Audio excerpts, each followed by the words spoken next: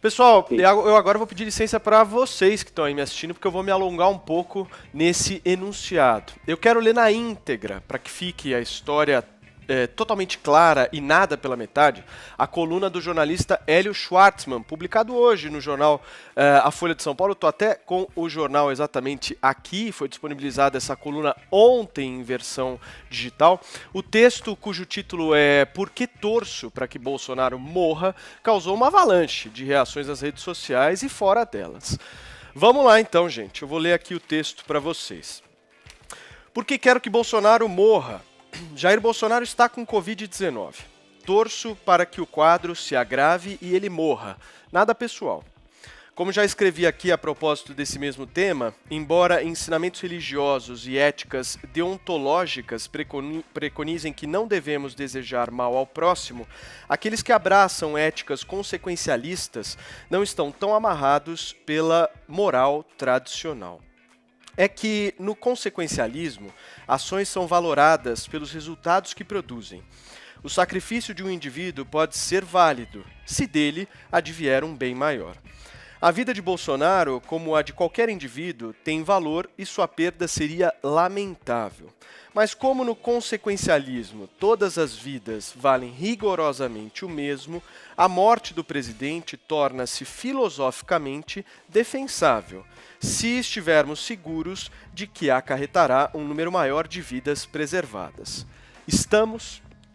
No plano mais imediato, a ausência de Bolsonaro significaria que já não teríamos um governante minimizando a epidemia nem sabotando medidas para mitigá-la.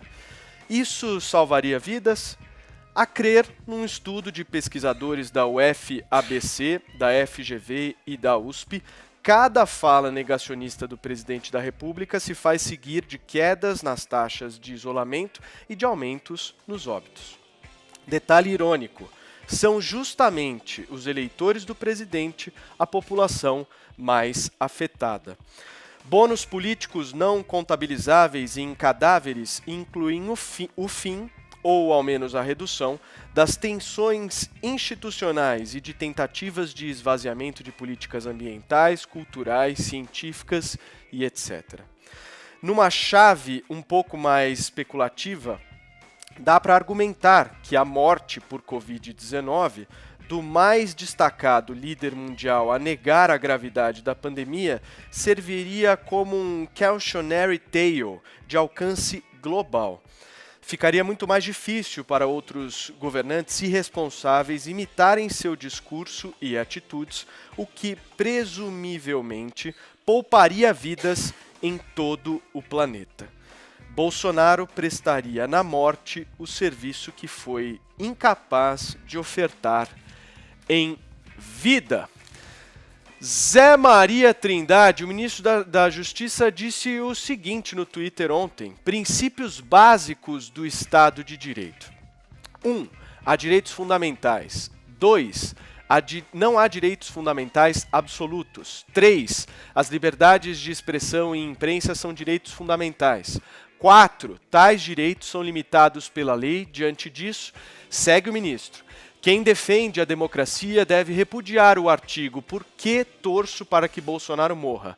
Assim, com base nos artigos 31, inciso 4º e 26 da Lei de Segurança Nacional, será requisitada a abertura de inquérito à Polícia Federal. Zé, então vamos lá. Deixa eu te perguntar, aonde esse inquérito pode chegar? É justo, é pertinente. Veja bem, eu já falei aqui sobre o Gabriel, o pensador, que publicou uma música quando a mãe dele era secretária de imprensa do presidente, Fernando Collor de Mello, a música "Estou Feliz, Matei o Presidente", mas isso aí é uma defesa artística de uma forma abstrata. Nós estamos agora diante de um incentivo a um crime, né? São exatamente nestes artigos, são exatamente estes os incentivos que os translocados, como Adélio Bispo, se baseiam para cometer atrocidades e crimes. Adélio Bispo foi convencido por publicações parecidas de que Jair Bolsonaro iria matar gays, pressionar raças, acabar com os pobres.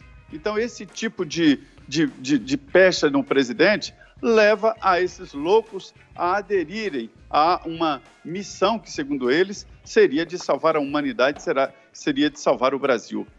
Este é um artigo que incentiva o crime. Este é um artigo que diretamente, não é de forma abstrata, né, tende a dizer a todos, olha, quem matar o presidente estará, desta forma, cumprindo um papel muito importante na humanidade, ou seja, melhorando a condição de vida do brasileiro.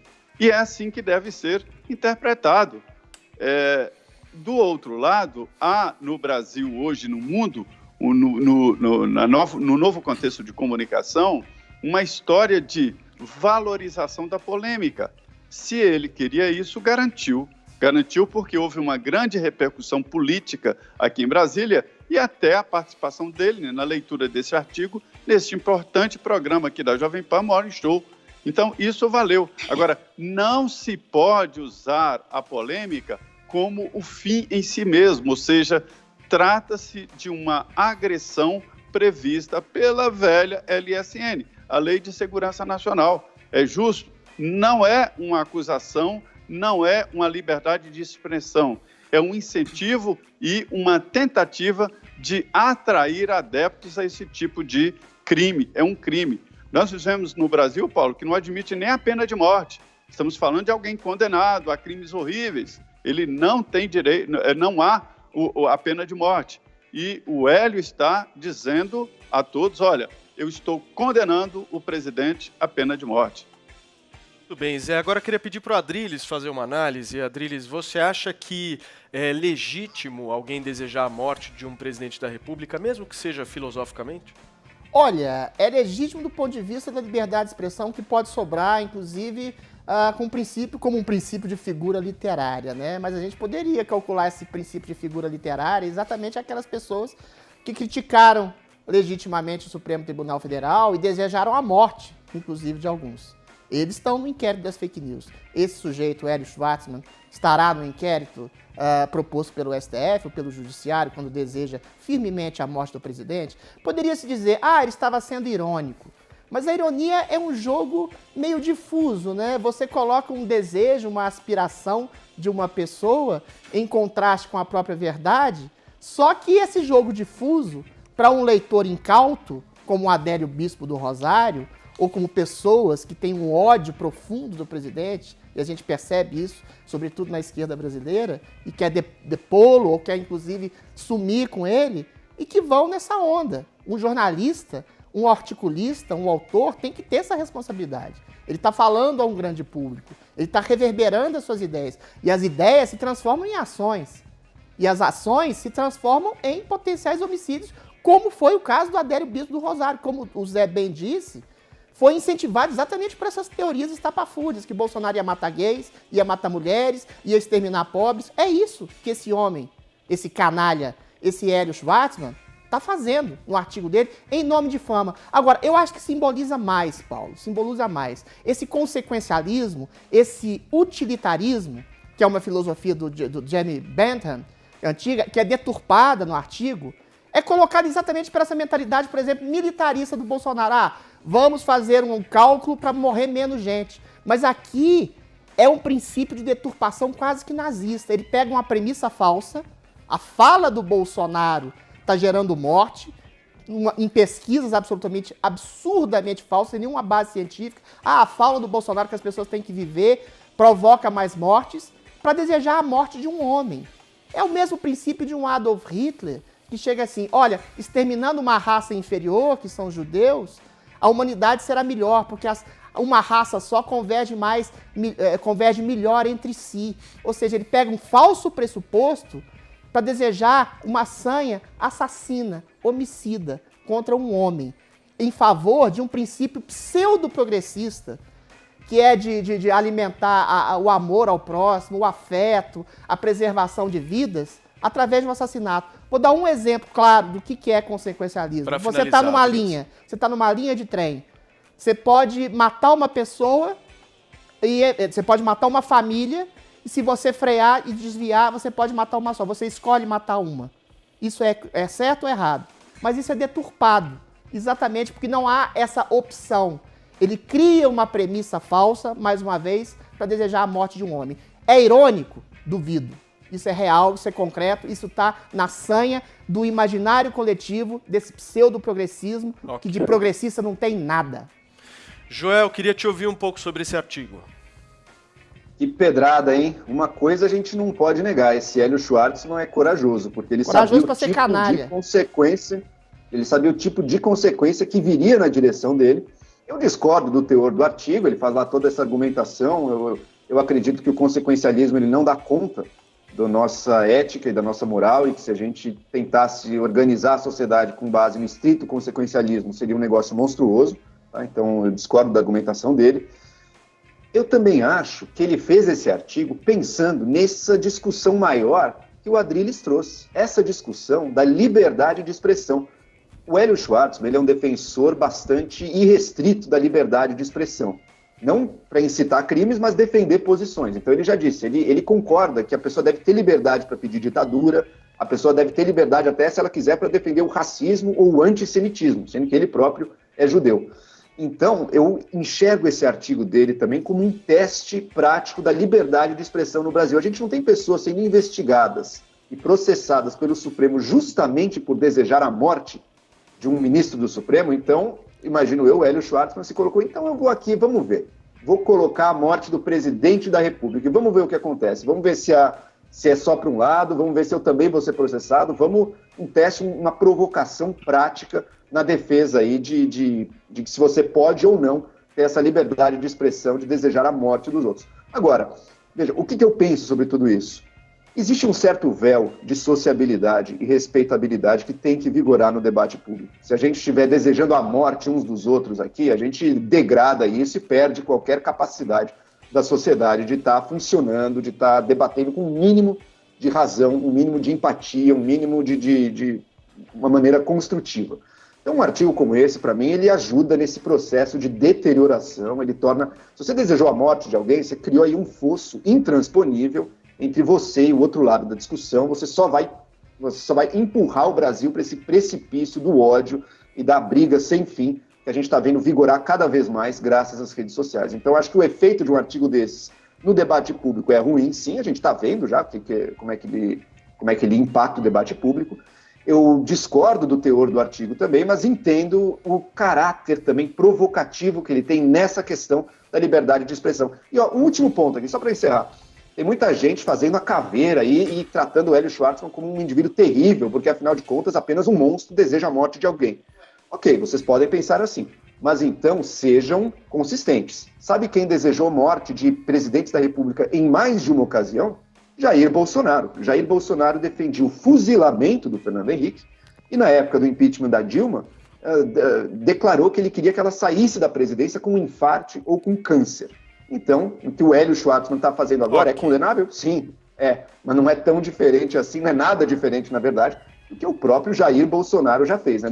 Não vamos usar 2 pesos e 2 medidas. Ok, Joel. Gente, nós estávamos aqui discutindo exatamente aquele artigo do Hélio Schwartzman na Folha de São Paulo de hoje, e eu queria já passar a bola aqui para o Vini emitir a sua opinião. Vai lá, Vini. Paulo, seguinte, concordo bastante com o que o Joel falou, acho que o Hélio, de alguma forma, ele acaba degradando um pouco aí o debate público, o debate político. Eu lamento que ele tenha feito esse artigo, lamento também que a Folha tenha permitido que esse artigo fosse publicado, e acho que, na verdade, ele dá um grande presente ao Bolsonaro e ao bolsonarismo mais radical, que sempre é acusado justamente de emitir esses discursos de ódio. Então, o Bolsonaro, a partir de agora e lá na frente também, ele vai poder apontar e dizer que são justamente os seus adversários que aplicam esse tipo de discurso. Eu não desejo a morte de ninguém, eu não desejo que ninguém fique doente, como o Hélio desejou e como o Bolsonaro também já desejou, como o Joel relembrou aí muito bem. Eu acho que as pessoas elas têm que pagar as suas irresponsabilidades em vida. E é assim que eu espero que o Bolsonaro pague, pelo menos pelas irresponsabilidades durante esta pandemia, que é o que o Hélio trouxe também à tona nesse artigo. Eu também acredito que se o Bolsonaro não fosse o presidente da República, o Brasil teria muito menos mortes do que tem hoje. Acho que o discurso dele, um discurso negligente, contribuiu para que a gente hoje estivesse aí com quase 70 mil mortos no país. Mas isso ele tem que pagar na lei. Isso ele tem que pagar em vida e não morrendo, como desejou o Hélio Schwartzman. Queria te ouvir também, Paula. Não estava ouvindo aqui sobre essa explicação do consequencialismo, né, que é talvez um pouco parecida com a própria visão que o Adriles definiu aqui como de um militar do Bolsonaro, né, das mortes que serão precisas para salvar os outros, porque o grande calcanhar de Aquiles da pandemia seria a economia. Não sei, achei uma similaridade aí nos dois discursos. Diferença, o consequencialismo é uma coisa pragmática. O que você pode fazer para poupar mais vidas? O problema do artigo do Hélio é que ele faz uma deturpação, ele parte de uma premissa falsa ou contestável, eu discordo inteiramente do Vini, quando o Bolsonaro ele coloca o Bolsonaro como responsável por mais mortes, para ir desejar a morte de alguém que é a figura pública de uma genocida. Ou seja, isso eu acho que é um absurdo em si. Agora, eventualmente, existe uma diferença, eu queria pontuar uma diferença na fala do Joel, a diferença de opinião que eu tenho com ele, que é o seguinte: existe uma diferença entre uma força de expressão abusiva ou vulgar, e eu concordo que é abominável também, como o Bolsonaro fala, eu quero que o Fernando Henrique seja fuzilado. Existe uma diferença entre um cálculo racional e intelectual e ideológico da justificação da morte de alguém, porque isso é uma premissa, aí sim, nazista. Ou seja, essa pessoa tem que morrer para que outras ascendam. Isso não é consequencialismo, isso não é utilitarismo. Isso é incitação racional e intelectual ao homicídio. É por isso que o artigo do Hélio é canalha e abominável. E a fala do Bolsonaro é abominável e está circunscrita na liberdade de expressão.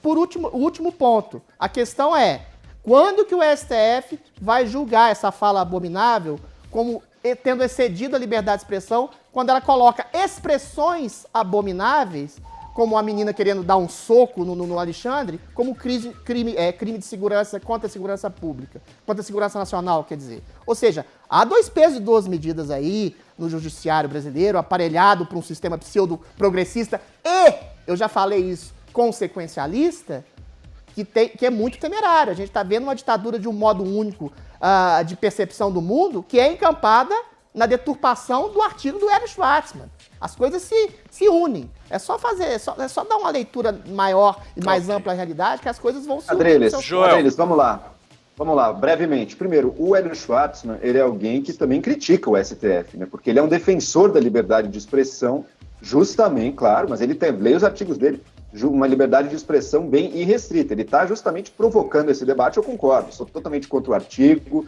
eu acho que ele tem um efeito ruim para o nosso debate público, eu acho que você não deseja a morte de alguém, acho isso errado, mas enfim, ele serve também como essa pedrada, como esse tijolo lançado aí no meio do debate público para testar esses limites da liberdade de expressão no Brasil, que estão sendo agora, por um lado, do STF, coibidos. Vamos lembrar também do artigo lá da Cruzoé, enfim, teve uma série de eventos aí. E agora ele está indo para o outro lado, da presidência. E, curiosamente, agora também a presidência da República, quer dizer, o André Mendonça, né, já mandou o inquérito, ele já iniciou o inquérito, a Polícia Federal vai ver, ou seja, está tudo se comportando meio que da mesma maneira. Olha que inversão interessante que aconteceu. No outro dia, eu que diferenciei 2 tipos de discurso, lá nem lembro mais o que era ali, 2 tipos de discurso, o Adriles me criticou, não, isso são sutilezas, isso não tem nada a ver, é ironia. Não, hoje é o Adriles encontrando as sutis diferenças entre o desejo de morte que o Bolsonaro fez e o Hélio Schwartzman.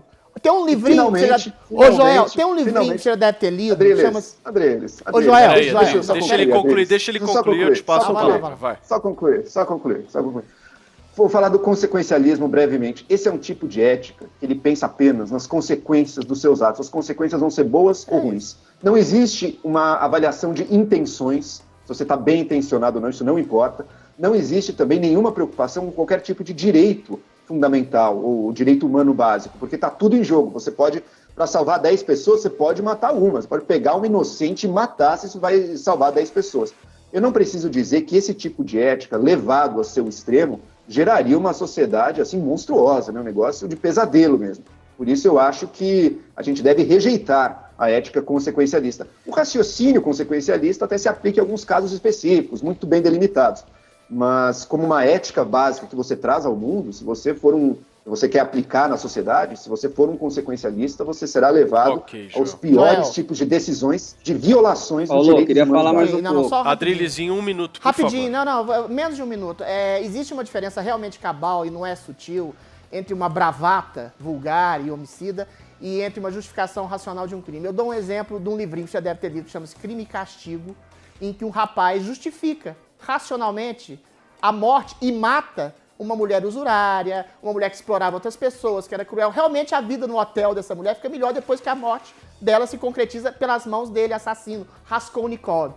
Só que ele tem uma crise de consciência. E ele percebe que mais forte que o consequencialismo, que é uma ética obtusa, com limites, e que pode, inclusive, provocar essa sanha assassina de uma pessoa que é ruim, existe uma coisa maior chamada cristianismo, que tem a ver com misericórdia, tem a ver com compaixão, e você tentar resgatar a pessoa, inclusive, da lama, da crueldade, da insensibilidade em que ela está. Ou seja, o consequencialismo é uma ética torta, ultrapassada, e o problema é que ela é utilizada por vários dos nossos jornalismos. Liberdade de expressão não é só simplesmente um jogo abstrato. Finaliza, por favor. Liberdade de expressão implica em ações concretas. Quando alguém chama pela morte de um presidente, isso incute em reverberações de ações de pessoas ressentidas, de pessoas que querem realmente matar outras pessoas para satisfazer o seu ressentimento. É complicado. Vini, vai lá. Como o Bolsonaro fez. Vini.